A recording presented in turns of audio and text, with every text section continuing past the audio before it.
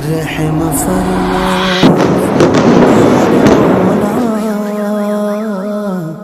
रहम फरमा मेरे मौला। बड़े कर्मनाक हालात से इस वक्त फ़लस्तीन के मुसलमान, मजलूम मुसलमान गुजर रहे हैं। अल्लाह करीम इन पर रहमत की नज़र फरमाए। जुल्म सितम की आंधियाँ इन पर चलाई जा रही हैं। या अल्लाह पाक, तुझसे रहमत का सवाल है।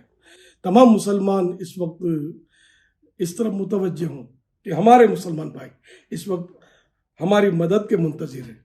अपने ख़जानों का मुंह खोलिए और फ़लस्तीन के मजलूम मुसलमानों की मदद कीजिए।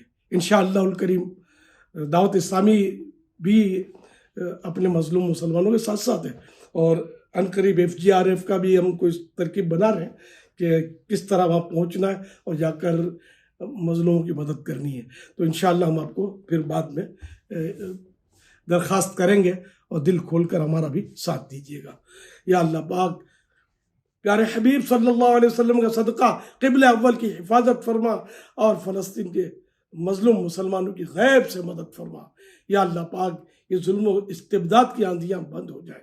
मजलूम मुसलमान सुख का सांस लें। ऐ अल्लाह पाक, जो शहीद हुए गरीक रहमत हों, बेहिसाब बख्शे जाएं, इनके सोगवारों को सब्र जमील मिले। जो जख्मी हैं ऐ अल्लाह पाक रूबत सेहत हों, दर दर की ठोकरों से बच जाएं।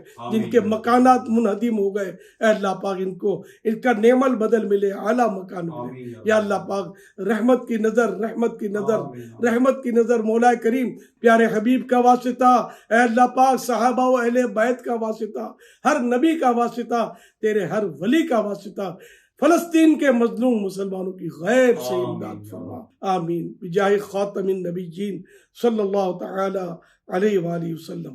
सल्लु अलल हबीब सल्लल्लाहु अला मुहम्मद।